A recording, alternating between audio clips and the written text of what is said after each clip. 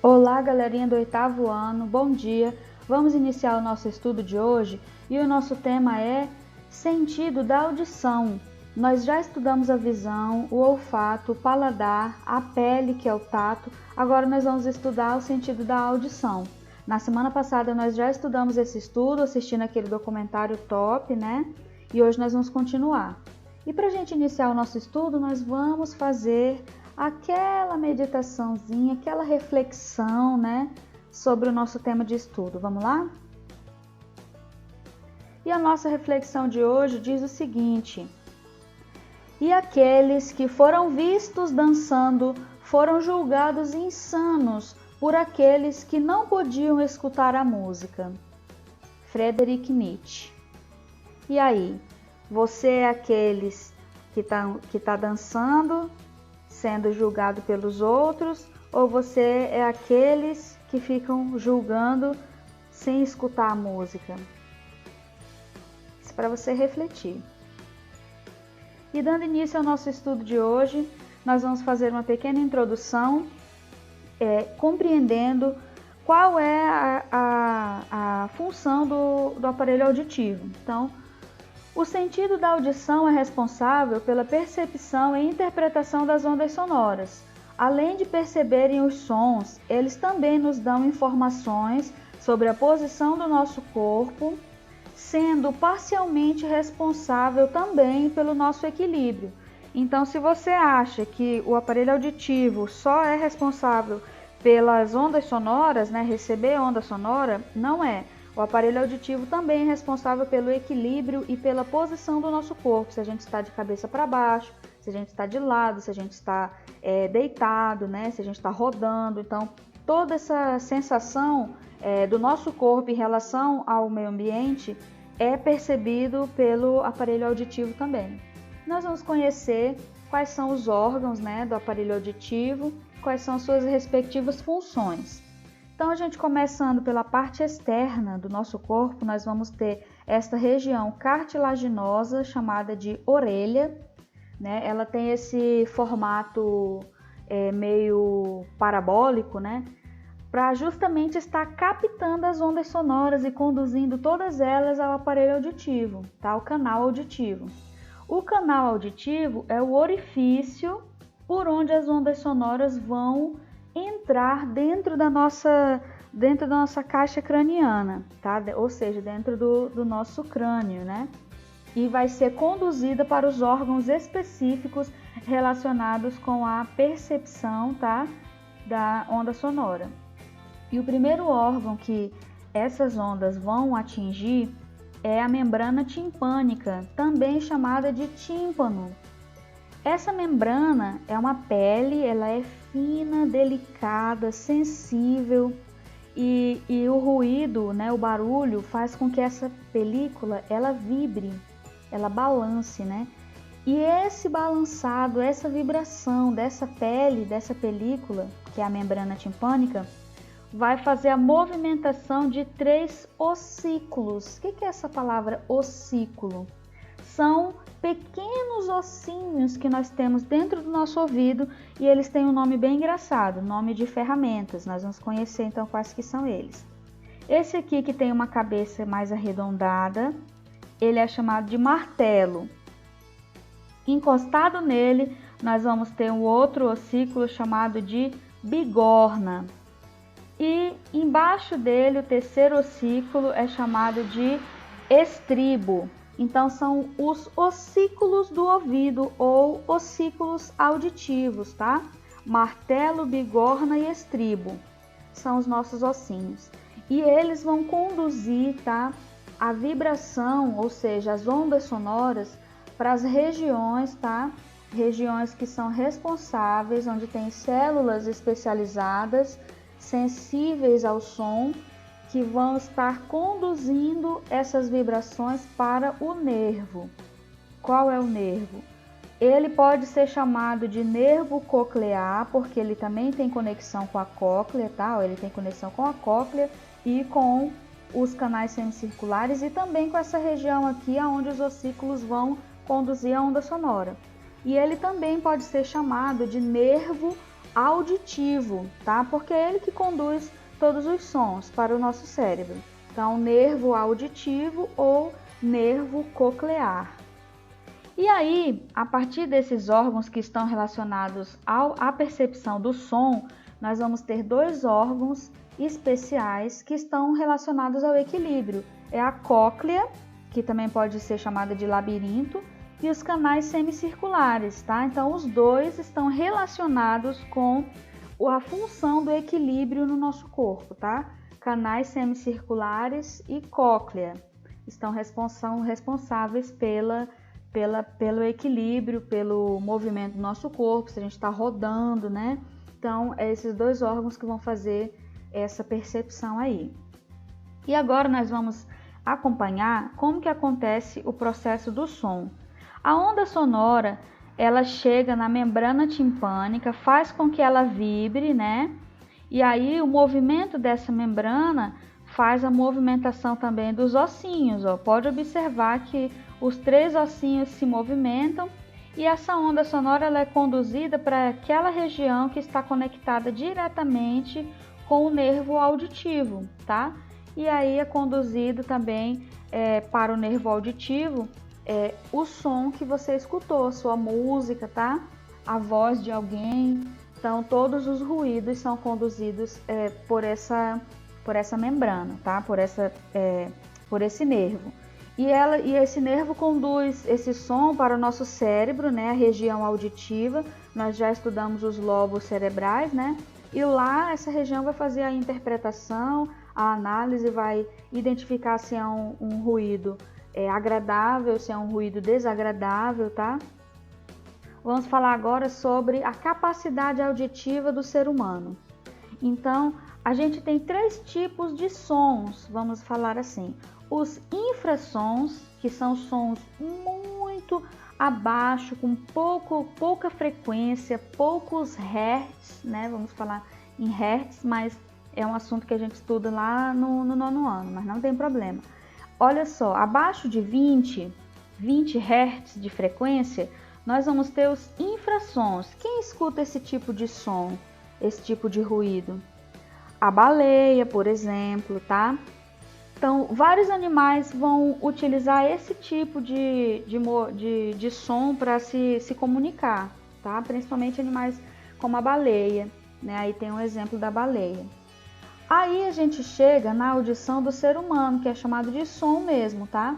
E vai de 20 até 20 mil hertz de frequência, tá? A capacidade de audição do ser humano. Então, os sons que o ser humano pode ouvir estão dentro dessa frequência. Se for abaixo, nós não vamos conseguir compreender. Se for acima, também não vamos conseguir compreender. Acima dos 20 mil hertz, nós vamos ter os ultrassons. Não é o ultrassom lá daquele aparelho de ir no hospital medir, não, tá? Aqui é o mesmo nome, tá? Lá é um aparelho que utiliza a emissão de frequências de onda, tá? Aqui nós estamos falando do som realmente. E o som tem esse tipo de frequência em hertz. E aí o animal, né, que no caso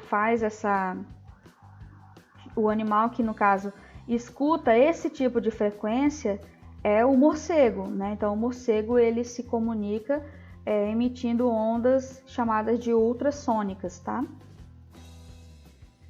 E aí nós vamos falar agora sobre o médico especialista que trata da garganta, que trata do olfato, que seria o nariz, e que trata da audição, que é o ouvido, né? Então, o nome desse médico, repete comigo, otorrinolaringologista. É o médico que trata de doenças relacionadas ao ouvido, ao nariz e à garganta, além de estruturas relacionadas com eles, como a cabeça e o pescoço. O termo é uma aglutinação, ou seja, é uma junção das palavras de origem grega. Então vamos ver aqui, oto, que significa orelha, né? rino, que significa nariz, laringo, que significa garganta, e logista, que significa estudioso ou especialista. Então, tem um nome gigantesco, né? Mas é porque cada pedacinho desse nome significa uma coisa, e todas essas palavrinhas são de origem grega, tá? Então, é o médico que trata do nariz, né? Da orelha e da garganta, tá? Então, vamos resumindo, né?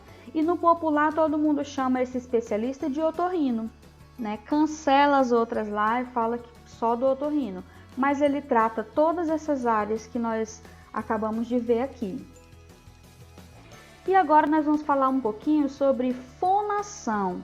O que seria fonação? Fonação é a capacidade que nós temos de produzir, ou seja, emitir ondas sonoras. E por meio de que nós emitimos essas ondas? Por meio da nossa fala. Agora mesmo, enquanto eu gravo para vocês, eu estou emitindo ondas sonoras, né, que estão sendo gravadas e vocês estão ouvindo. Então, como que acontece isso? Acontece de duas maneiras, nós vamos ver aqui. Primeiro, nós precisamos de energia, né, no nosso corpo, para poder liberar essa energia, ou seja, essa força, né, e produzir o som.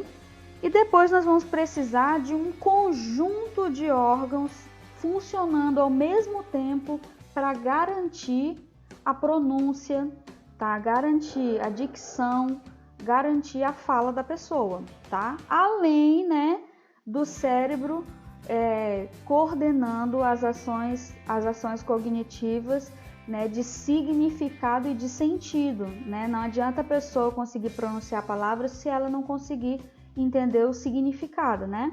Igual um papagaio, por exemplo, ele consegue pronunciar frases e palavras, mas ele não consegue compreender o significado delas. Então essa é uma diferença para a gente compreender também do tanto de órgãos que são necessários para acontecer esse fenômeno que nós chamamos de fonação e principalmente o fenômeno que nós chamamos de fala. Então, aqui na nossa primeira imagem, nós vamos observar que o ar, ele passa pela região da garganta, tá? Ele entra na região da laringe e na região da epiglote, né? E encontra as fossas nasais, por onde ele é eliminado, e também a região da boca. O ar também é eliminado pela boca, principalmente enquanto estamos falando. Tá? Então é necessário que o ar passe por essa região para que certas regiões da nossa garganta vibrem, fabricando o som que nós desejamos, tá? Para a pronúncia correta da palavra ou a pronúncia da palavra que for desejada. E aqui nessa segunda imagem nós vamos observar como acontece essa vibração. Na primeira a gente observou que o ar ele passa, né? Só é possível existir a fala ou a fonação na passagem do ar, tá? Então, quando o ar passa, o que acontece aqui na nossa região da garganta, onde ficam as nossas pregas vocais, tá? Pregas vocais são as estruturas que vibram e emitem o som enquanto nós falamos. Então, quando o ar ele passa nessa região, e nós estamos falando alguma coisa, essas pregas, elas se unem, ficam bem juntinhas, tá?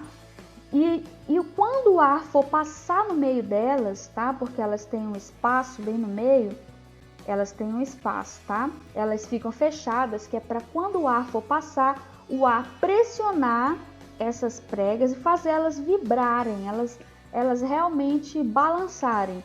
É quase como que se você pegasse um pedacinho de plástico e assoprasse ele. Então, nesse experimento, você assopra o pedacinho de plástico e o plástico vibra e vai fazer um barulho super estridente. É a mesma coisa que acontece com as nossas pregas vocais.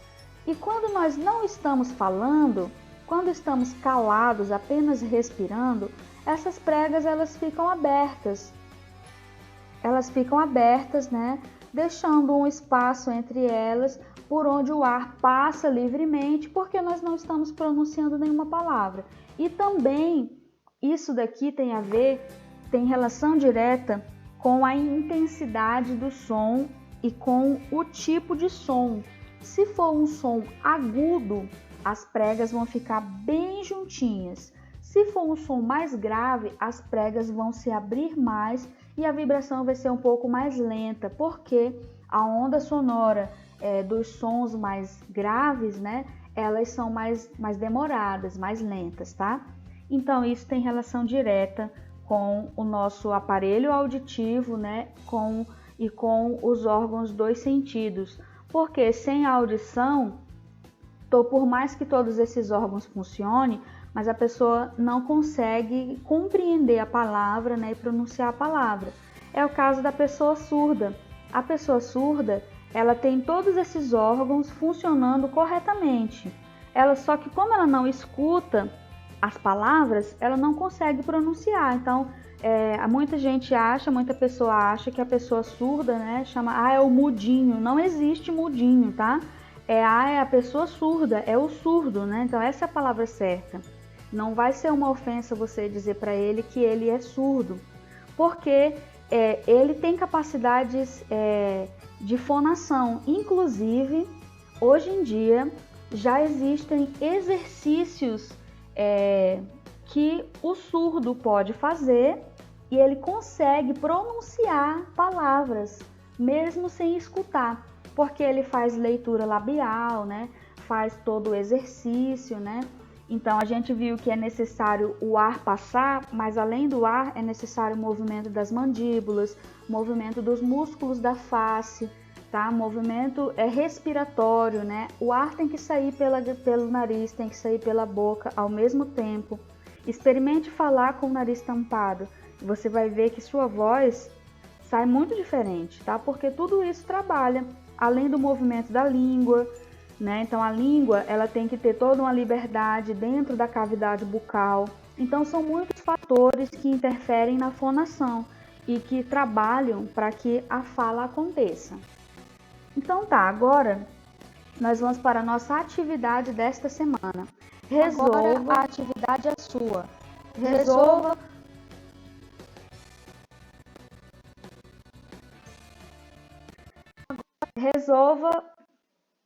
Resolva as atividades da página 153, 163 e 164 e 166 do livro de ciências. Então, estou aguardando a atividade de vocês. Tenham um bom dia, bom estudo e até na semana que vem. Tchau, tchau, pessoal!